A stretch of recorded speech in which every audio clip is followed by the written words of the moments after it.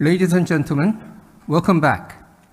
Now it is time for the first featured session of GEEF. The session will be on quality of women's health and will be moderated by Ms. Chak Director of Global Affairs at JoongAng Ilbo. Good afternoon. Welcome to GEEF 2022. This session is titled Quality of Women's Health. I am An Chak-hee, the Director of Global Affairs at JoongAng Ilbo. At this session, we will be discussing the health of women, and it is being sponsored by FleishmanHillard, Korea. And women's health is closely linked with the SDG goals. For sustainable development, this is indeed a very important global agenda. In particular, the low birth rate of the Korean society is becoming more severe than ever before. And so during this session, we will be discussing the low birth rate as well as the physical and mental health of women, as well as the subsequent effect on the society and economy. Ultimately, let us also discuss the policies to enhance the quality of women's health. For this session, we have a gathering of very prominent experts. Let me introduce them one by one. First, we have with us National Assemblyman Chounsook, member of the Health and Welfare Committee of the National Assembly. We also have with us Professor Kwon of Yonsei University. We also have with us Professor Paik of Kyung University.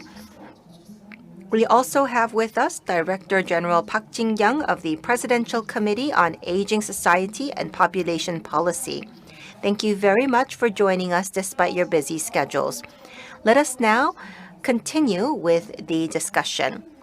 We will start with the discussions on the expert fields of each of our speakers. I will be asking the questions and then listening to their answers. We hope that you will limit your answers to 2 to 3 minutes in order to keep within the time schedule.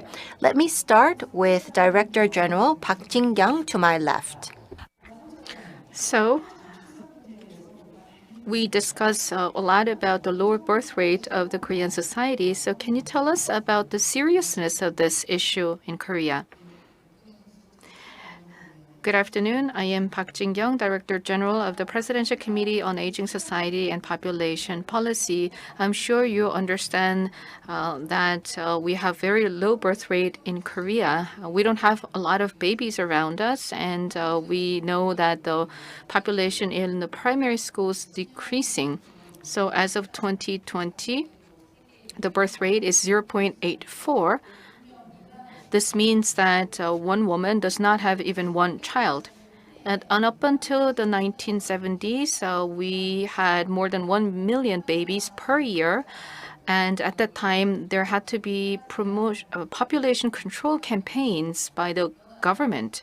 But in just a couple of decades, things have changed. After the financial crisis in the late 1990s, the number of babies has decreased to less than 400,000. So now we are of a society with very low birth rate. Last year would be remembered as the year of the pandemic. But for Korea, it was the first time when we had the population cross line where we have less babies than those who pass away. I understand. So it is quite a significant issue. But in order to overcome this low birth rate issue, we have to address the concerns of women who may delay their marriage or who may decide not to have a baby. So in your view, what do you think is the most fundamental reason why we have this phenomenon? There are many different factors that impact the birth rate of a society. It is a complicated issue and it is a structural issue as well. As I mentioned before, as Korea went through the Asia financial crisis, the birth rate began to drop down significantly. It was mainly because of the uncertainties over the future, and there were some sense of despair regarding the difficulty of going up the social ladder. And there are difficulties in terms of employment and job security. There's bipolarization in the labor market and increasing costs and expenses for housing and education. So these concerns have been growing for the past couple of decades. In addition to that, when you think about economic activities and career, these are priorities for both men and women, but we still see that there's a lot of burden on child rearing and child care on the shoulders of the women, much more so than men. And also we have some gender inequality issues in terms of recruitment and in the job market. And when there's a baby, it seems that a lot of people agree that women would have to quit their career and care for the children. But there are many women who are opposing this idea. So given this phenomenon, the Korean government decided to take action because the birth rate has been declining since the late 1990s. And the Aging Society and Population Basic Act was enacted. And there were 3 rounds of 5-year plans to deal with the aging society and population decline issues. But so far, such measures were rather short-term measures that would provide support for maternity support and other support. But these were not able to address the fundamental concerns and the fundamental reasons. Therefore, these plans have not been very effective. As I heard from you, I can see that a lot of these factors that influence the birth rate of society are quite complicated and interrelated. But it is very obvious that we need to overcome this low birth rate issue and we need to promote the women's health. So let's discuss policy directions. In what direction do we need to go in terms of policy development? Now, in this government, they support diversity of the younger generation, and they recognize the need for a fundamental shift in our society. So they've decided to shift away from just providing some support for maternity, but rather try to implement a new paradigm of better gender equality. And these ideas were reflected in the 4th 5-year plan for aging society and population since 2021. And the focus of this plan is to improve the perception of those in our society. And also, we allow 3 plus 3 years, in total of 6 years for maternity and paternity leave for the working parents. And also, we try to incorporate the sense of gender equality and women's reproduction rights and indiscriminate support for both mothers and fathers. In this session, we're discussing the quality of women's health, and this is also an area that we're focusing on as well. In the past, there would only be some level of support and policy support for reproduction, but these were rather fragmented and narrow-scoped. But now we're changing our perception and approach to focusing on the overall health of women, because women are not just seen as tools for reproduction, but as individual members of the society. In the international community, there was the population conference, and they agreed on this view that reproduction support is not just for the growth of the population, but to benefit the entire female population. And there was a dire call for such action in this direction to be implemented by 2030. We may be a late starter, but we have reflected these ideas in the 4th 5-year plan to improve the reproduction rights and the rights of women in terms of their decisions and the sexual reproduction and the promotion of rights for women. In other words, we need to support for the comprehensive well-being and wellness of women. And when it comes to support for reproduction, it should cover the entire lifespan of an individual, starting from the first menstruation. And also, when we devise these policies, we need to ensure that women's choices will be respected regardless of whatever choices they're making. And we need to also make sure that there's fairness and equality in providing policies. And we also need to create an environment where women are protected from any form of violence and discrimination. And we should not view women's bodies as tools for reproduction, but rather as agents of change and women who have agency over their body and over their decisions. In other words, we will continue to improve the policy environment for women. So thank you for your answers. We have just started our discussion, and this indeed is a very complicated issue with multifaceted reasons. And so we could see this from the discussion by Director General Park. Next, we would like to turn to Dr. Paik, who will talk about mental health. Mental health is a very important part of women's health, and we can also predict that it does have an impact on low birth rate. And so let's go to Professor Paik Jong-Woo. If we take a look at the mental health of women in Korea, what is the status? Well, WHO, when defining health, looks at mental health along with physical health and spiritual health. And so the mind and the body need to go hand in hand. One of the important indicators is the indicators related to the prevalence of diseases and also suicide rates. Are men more vulnerable to mental health, or are women more vulnerable to mental health? Well, God is fair, and so we are equal. Men and women are equal in terms of the rate of diseases.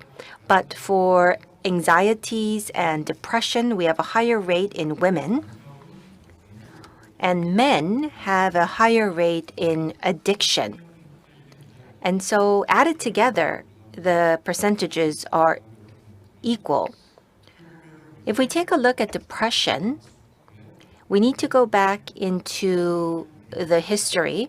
We had less than $100 per person in income when we were in the 50s, but now we have close to $30,000 in income. But we see that we're not happier and we're not better off in terms of mental health. And we still have the figures such as suicide rates that started to grow ever since the 97 economic crisis. And we have lost close to 150,000 people from suicide. During the last 5 years, we have seen that suicide in women and youth are increasing. The increasing trend is very notable. How can we explain this? Well, my father had 7 siblings. And so because he was in a family of 7 siblings, he had a large family that could help each other out. For me, I have a younger sibling, and over 30% of the households in Korea are one-person households. And so we have the highest rate of suicide rates amongst the OECD member states, and we don't have many people that we can rely on when we are in a difficulty. And so rapid industrialization and rapid democratization was something that we achieved. But now we need to make sure that we have a system where the society shoulders this burden together. In the UK, NHS actually provides home visit services by sending nurses to new mothers, and they can use this service for up to 16 times. And so without these home visit services, I think the mental health of women in Korea are at a crisis. So we are in a situation where things are getting worse. Well, Professor, last year, we had a policy to conduct a research about mental health in the COVID-19 situation. I understand you led that research. Well, we can predict that obviously COVID-19 had a negative impact, but what kind of an impact did it have on women's mental health? Well, I talked about the structural issues of Korea, and on top of that, we had COVID-19. And the difficulties triggered by COVID-19, I think, were difficulties that we started to adjust to during the last 2 years. So people started to adjust to this. But according to the Korean Society for Traumatic Stress Studies, we have seen that those at a high risk of depression is above 20%, and more than 13% of the population had thought about suicide. And these figures are not figures that we have seen ever in the whole population. Usually these figures are on par with those who have gone through traumatic stress. And who have been impacted the most? We could see that women in their 20s and 30s have been impacted the most. So women, youth, and the lower income group have been impacted the most.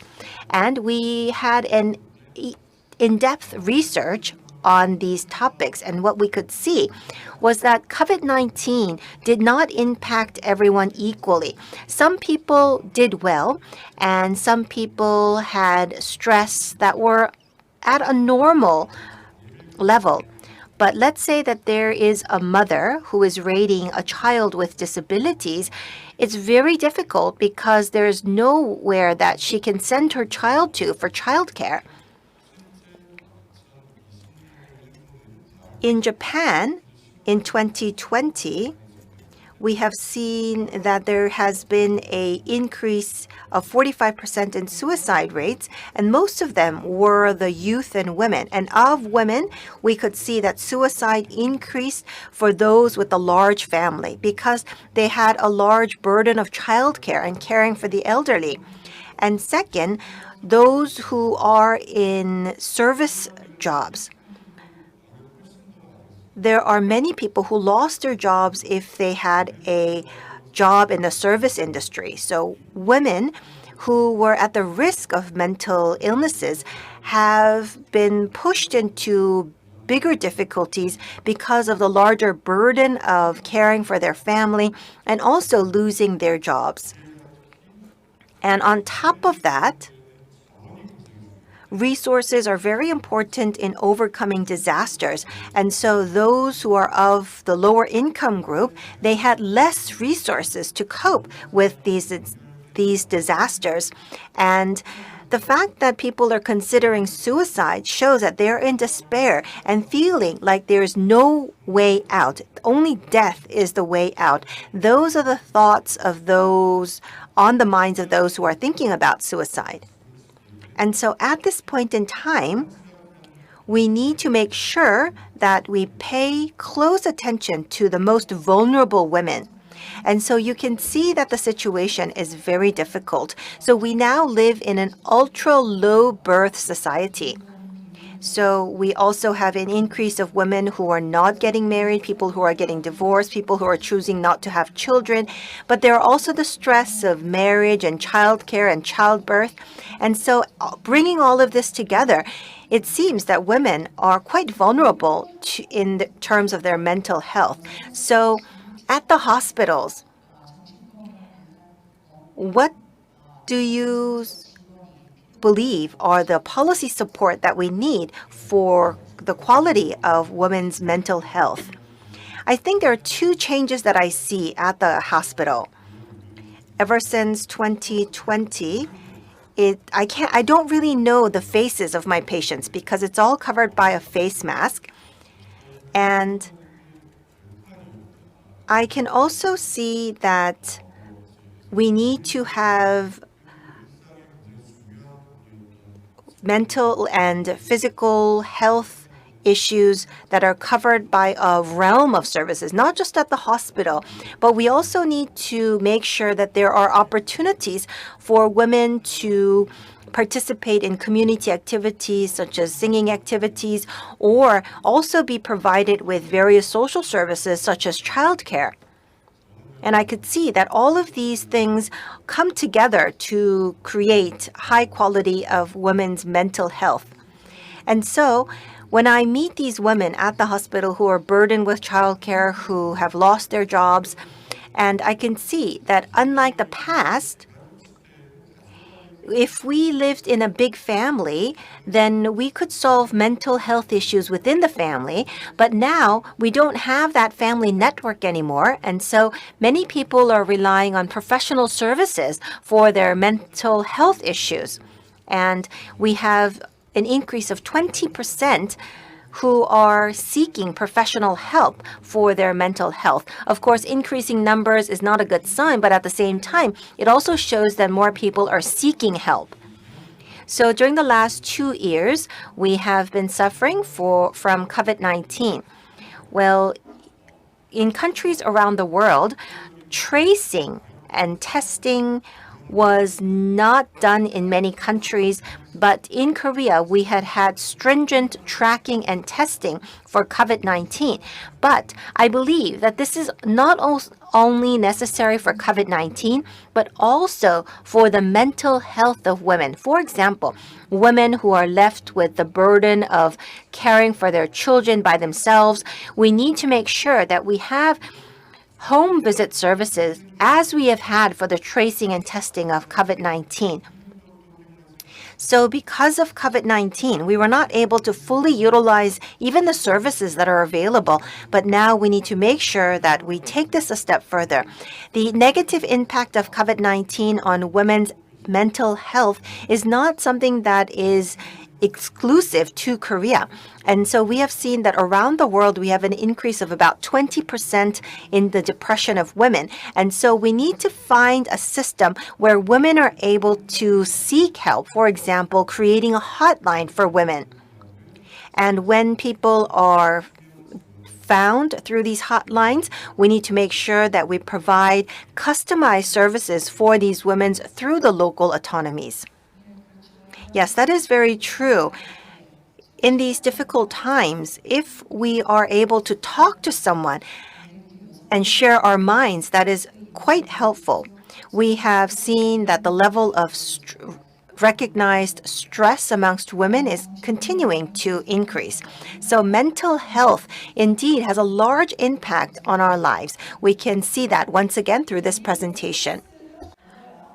When individual citizens feel less stressed, they may decide to go for childbirth or marriage or any other life choices.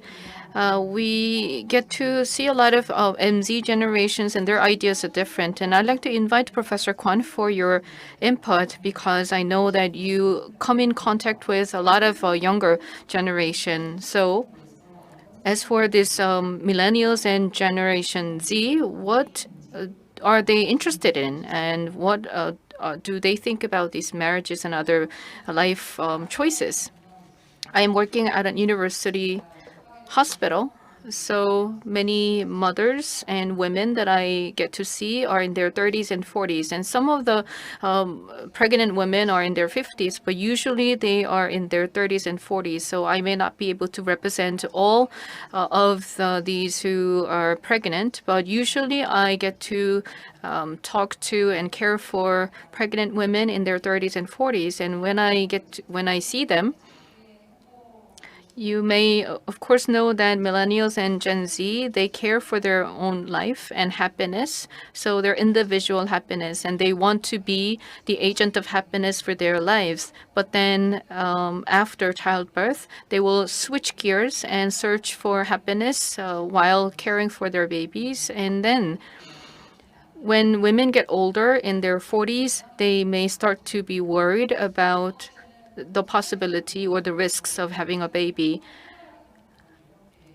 And because women in their 30s and 40s are enjoying their career and their career is advancing, they try to maximize the time efficiency when it comes to using their time for this and other activities. And there's so much information on the social media, there's so much information on the internet, so these women have access to such information. In the past, they didn't have such access to information, so they would come to see the doctor. They would ask a lot of questions. But now I see that a lot of these women have wrong understanding or misperceptions about certain topics, and sometimes they seem to be rather excessively concerned when there's no such reason or ground for that.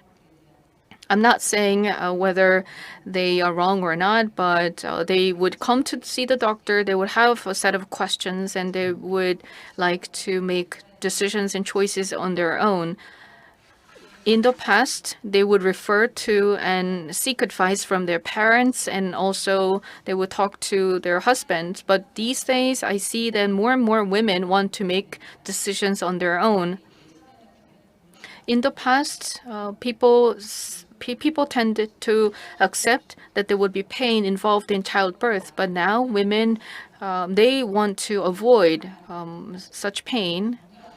And nowadays, women, they want to make sure that their babies will be healthy, so genetically and in many aspects. And so it is interesting that now more women tend to go for C-section rather than natural birth, maybe because of the pain issues and other concerns.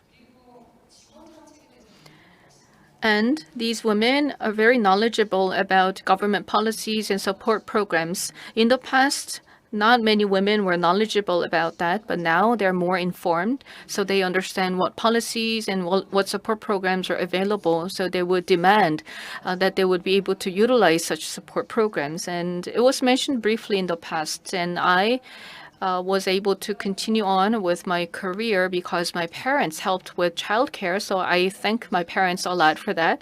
But these days, when you look at the millennials and Gen Zs, their parents, their mothers, do not want to stay home and care for their grandchildren. They would want to continue to enjoy their lives. So expecting such support from the parents' generation may not be easy anymore. So things are changing quite significantly.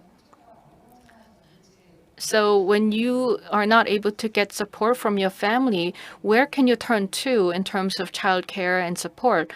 So these are some of the issues and concerns of the young women. I can see that we need to provide more tailored support for these women depending on their life stages, because across the lifespan, there are different stages that women go through. Now, as for women who are capable of getting pregnant, who are preparing for pregnancy, there should be some specific medical and government policies to support them. So can you provide us with some suggestions as to what types of policies will be needed? I may not be able to discuss this issue from a political or economic or social perspective, but I want to approach this issue from the medical perspective. As I mentioned before, there are older women who may have the lower success rate of getting pregnant. And when they prepare for pregnancy, what they say is that they wish to get more support. Of course, I know that there's a lot of support already, and there has been increasing support for those who are having difficulty getting pregnant. But infertility support has to be extended because some of the existing infertility support is provided based on the income level. And because of this income threshold, some women are not able to benefit from such support. So I hope that the government will expand support. And there's also a social perception that infertility treatment is something negative. But I hope that society will change so that they will be more accepting of women who receive infertility treatment. I know that some women would have to come early in the morning before they go to work to get infertility treatment, but as you may know, it requires multiple and frequent and regular visits to the facility, to the hospital to have increase the success rate. But for many working women, they find it difficult to secure time for such infertility treatment. So I hope that more companies will provide such support and the government will provide relevant support as well. And also for women who want to maintain healthy eggs.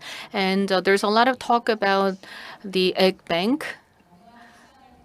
But these women, they may want to get pregnant later on in their lives. So the government may have to extend the scope of their support so that such women can be included. And we have a well-organized national health checkup system. But when women get older, there needs to be some infertility checkup that should be mandatorily included in the national health checkup. I see. Thank you for your suggestions. So these are policy suggestions for women who are preparing to get pregnant. Then let's move on to the next stage to support healthy birth, childbirth. What support will be needed? Let me share with you some policy suggestions for women who are pregnant, who are going through pregnancy. It actually boils down to financial support. Now we have more vouchers available for women who have who are pregnant with twins. But still, such financial support is not sufficient, even though it has extended to more than 1 million won. There are genetic screening for women who have some risk during their pregnancy, and such testings would require much more than what the voucher can afford. So I hope that the voucher limits and ceilings will be adjusted accordingly and according to the risk levels. And also, I hope that there will be a supportive environment where mothers can enjoy their childbirth, because these young moms, they do not want to go through pain as mothers in the older generation endured. And I hope that there will be more protection of privacy in these facilities, because childbirth has to be a moment of happiness and it has to be remembered as a beautiful moment that everyone can treasure. And so I really hope that the government will support so that all childbirth can be done in a family room. And I hope that there will be support so that we can create an environment where mothers can nurse their babies freely without the concern about privacy. And also postpartum care is also very important. And I hope that there will be more support for such stage, because there are many mothers who are not able to get guidance and support from their mothers, and they want to get support in terms of breastfeeding and in terms of child care, infant care, and so on. But there aren't many programs or facilities where they can go and seek help and assistance. So I hope that there will be more such support. And I mentioned about safe and happy childbirth. Now we don't have as many childbirth cases as before. Now we see that there are many hospitals and childbirth centers that are closing down because there aren't many mothers anymore. So it makes me even wonder whether I would have to discontinue my career because there would be no more pregnant mothers. So this means that, let's say I am flying and I get support for this flight, but even before that, I have to think about which airlines I'm going to use or not. Likewise, pregnant women, they need to make sure to be able to get access to all these good and supportive facilities where they will have their childbirth. So such infrastructure has to be sustained and it has to be supported by the government. Now, these younger generation, they would do research on the internet and they will go to doctors who are sort of popular among the moms. So what I want to say is that in the government policy, gynecology has to be supported extensively because we need to make sure that childbirth is done in a safe manner. Because if there's any medical accident, if there's any death or related to childbirth, then it not only affects the mother but also the entire family. And as a gynecologist, I actually work around the clock to make sure that all the mothers are safe and they are cared for. And I hope that there will be more support for this particular department in the medicine because there are many of these medical health care professionals who are working around the clock to provide support. And I hope the gynecology will continue to be supported. And I hope that excellent, talented people will come to major in gynecology. The number of childbirths is declining, and so you can see the entire pie is shrinking. The size of the gynecology is shrinking as well. So it is not only important to provide support for pregnant women and women who are preparing for pregnancy, but also support for gynecologists. It's very crucial. Yes, I was able to understand the reality on the ground and what's happening on the ground. So this means that we not only have to approach this from a policy perspective, but also we need to make sure that we have the proper infrastructure in place. And so the biological age is increasing, but nevertheless, we need to enable women to have healthy and happy childbirth experiences. We need to also provide medical environment and support to enable an overall healthy life of women. So in order to protect women's health and at the same time to overcome the national crisis of low birth rate, we have to take into consideration the various challenges and the solutions that have been named by the experts on the panel today. We will now like to invite National Assemblywoman Chounsook, who is a member of the Health and Welfare Committee of the National Assembly. She has participated in various National Assembly activities related to women's health. Pregnancy and childbirth is directly linked to the right to health possessed by women. So what are some of the policies and laws that are being discussed?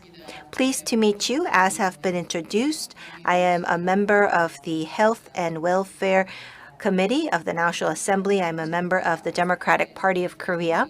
Concerning pregnancy and childbirth, I think the awareness amongst women is changing. As many of the experts have mentioned before myself, many women envision their careers as they envision their future. Marriage and childbirth is no longer an essential part of their future plans, unlike the past. So in the past, many women took it for granted that they will give birth to children when they get married. But now women have new awareness about their lives. And so we need to make sure that we have policies in place to protect the right to sexual and reproductive health. And plus added to that, we need to have an environment where we could have a safe childbirth and upbringing. As we are preparing for the presidential election in March, we have prepared various policies and pledges. We will reduce the burden on women who are finding it difficult to get pregnant, and we will also include relevant screening in the national health exam system. And for workers who are pregnant, because the working environment is very important, we need to make sure that we have policies in place to support those who are pregnant. For example, we need to include the items related to hazardous elements within the workplace. for pregnant women, and we also need to provide support for substitute workers for the workers who are pregnant. And we also need to recognize childbirth as a part of the rights of workers. And so thanks to the efforts of our party, we have been able to pass a relevant bill within the National Assembly last year. And having listened to Professor Kwon, I could see that there is much more to do for health and reproductive health. Well, last year, you worked on protecting the health of women according to women's life cycle. So this is SRSR. These are rights to sexual and reproductive health. And so in order to enhance the support for women's health, what are some of the ongoing discussions? Well, as other people have mentioned, health of women were mostly concentrated on pregnancy and childbirth.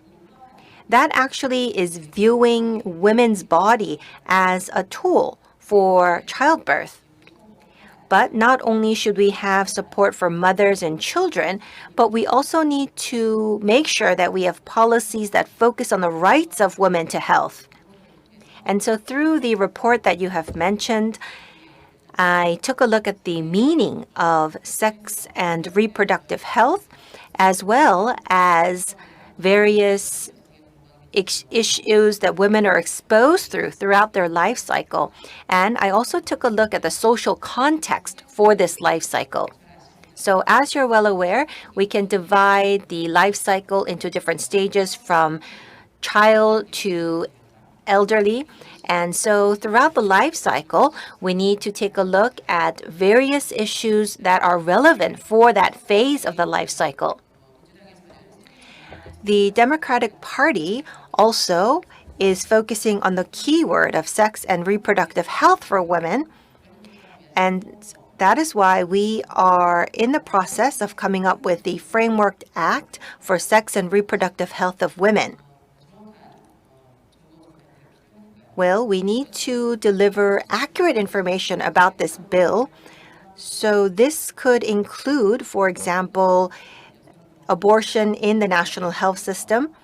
And we could also include different policies to make sure that young women can visit OB&G offices without feeling uncomfortable.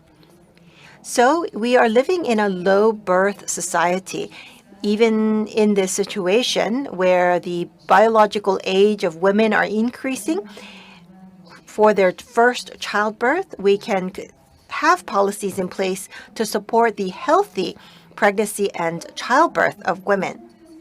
If we take a look at the MZ generation, what would be some specific policies dedicated for Gen MZs?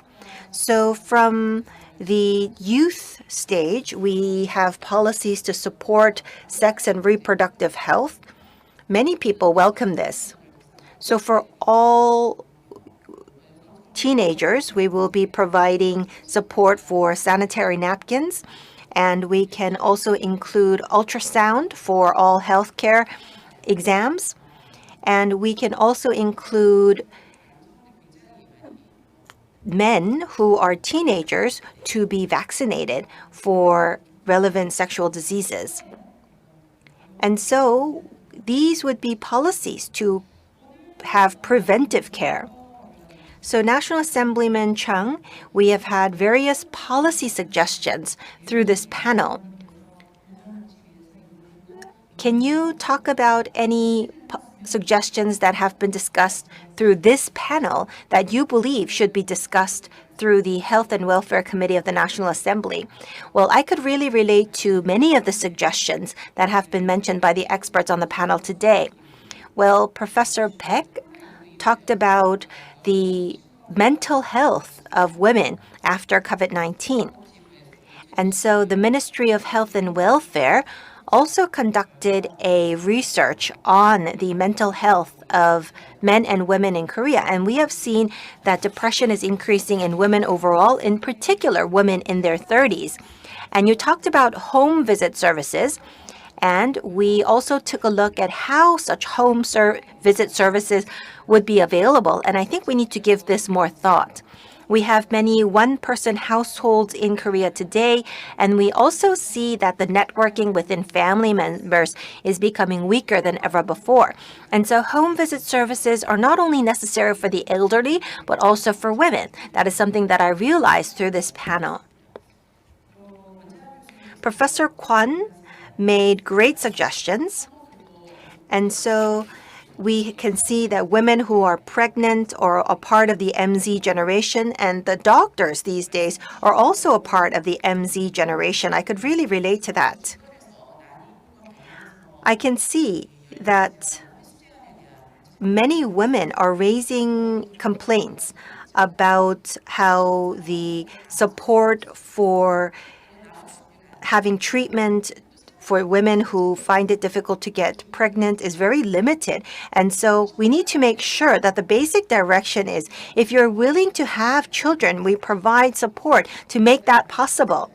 For example, some people complain that they're not able to receive support because they are of a certain age. And so we need to come up with measures to respond to these complaints. And for example, Professor Kwon talked about how women find it very difficult to take time out of their schedule because of the conflicting work schedule to get treatment so that they can get pregnant. And so that is something that we need to deal with. And for high-risk groups, we need to provide additional support, and that's something Dr. Kwon has mentioned, and I could really relate to that.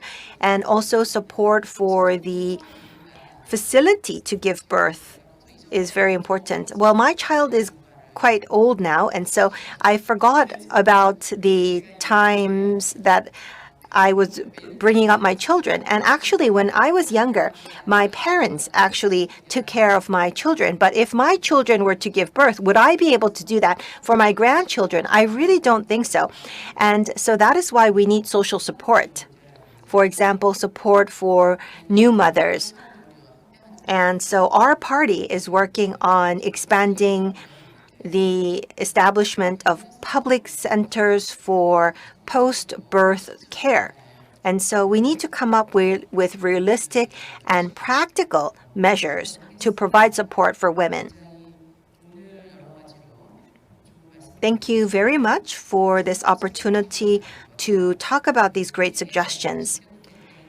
During the 20th National Assembly, we had a forum that discussed low birth rates, and we had opportunities to listen to countries such as Sweden and these countries that have overcome low birth rates. We have listened to their ambassadors.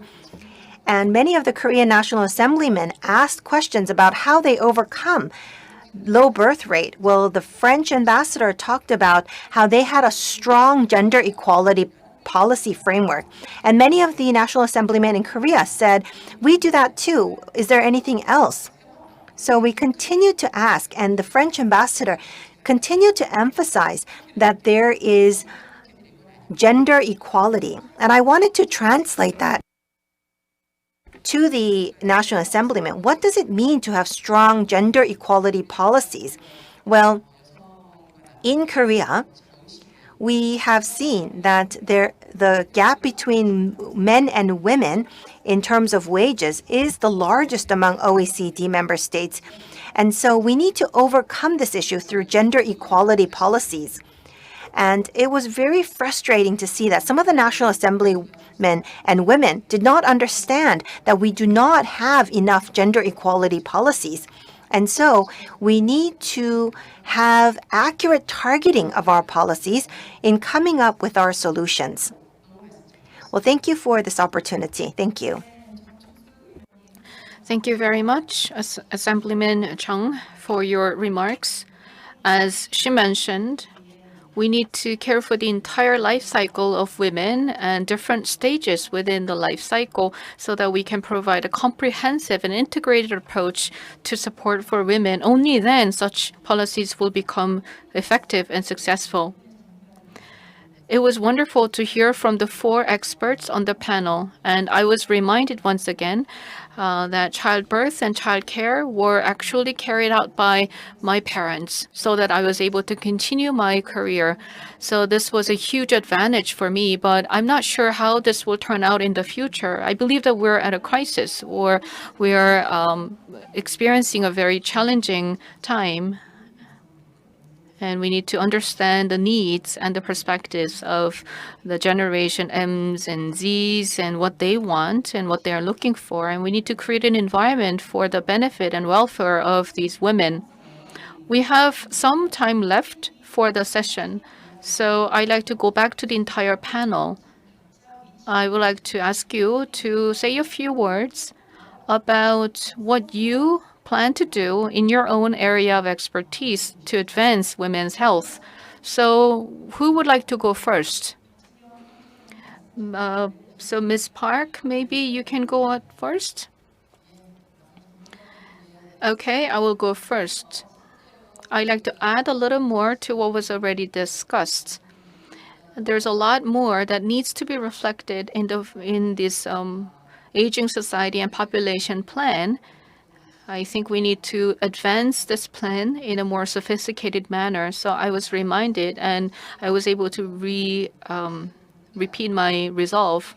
Once again, I like to say that women are not just those who would add to population through reproduction, but rather they are individual members, equal members of the society. So only when they enjoy their life in an equal manner, they will be able to serve their role in many different ways. And then all in all, our society will improve. Thank you for your comments. Professor Paik, having listened to the panel, what are some of your thoughts, some closing remarks perhaps? Well, I talked about home visit services. We have seen examples in the UK, and we have also seen a testbed in Korea as well. So this actually was the role played by our parents, how we should raise our children, how we should breastfeed our children. Our parents used to teach this to us, but now we have home visit nurses that are available. And we can also take care of mental health issues such as post-birth depression. And we could also utilize these home visits by nurses to check the health of the newborns as well. Well, in Canada, we have seen that due to COVID-19, there has been an impact in the development and growth of children. And so that is why we need home visit services that can take care of the health of our bodies and minds. This is something that family members used to do for each other, but now we need social services to provide these opportunities. And so this is not something that can be solved by any one individual. Now moving on to Professor Kwon. You deal with MZ generation. So imagine that you are a member of the generations M and Z. So what area should be emphasized even more to improve the entire system? So I was preparing for a closing remark, but you asked me a specific question. So what I want to say, first of all, is that the number of childbirths is decreasing, but there's an increase in childbirth for our hospital because a lot of pregnant women, they want to have a safe childbirth, safe delivery. So they all go for bigger hospitals and general hospitals and university hospitals. And I, once again, would like to I am reminded that it is important to train the next generation of excellent gynecologists. And I also felt that I had to stay healthy so that I could deliver as many babies as possible. But there were many wonderful policy ideas and support program suggestions that were provided. And I will do my best to talk to people around me so that these ideas can be implemented. And I do hope that these ideas will become reality in the future. Thank you. Thank you very much. It's great to see Professor Kwon. Everyone talks about not just girl crush, but Kwon crush, because everybody has a crush on Professor Kwon these days. I could see why through her presence here today. Thank you very much for sharing your ideas about concrete policy support suggestions. Now, I think everything is on the shoulders of National Assembly woman Chounsook. You have much to do back at the National Assembly now. That's great if I have a lot to do. I am being paid by the taxpayers, so I have to work hard.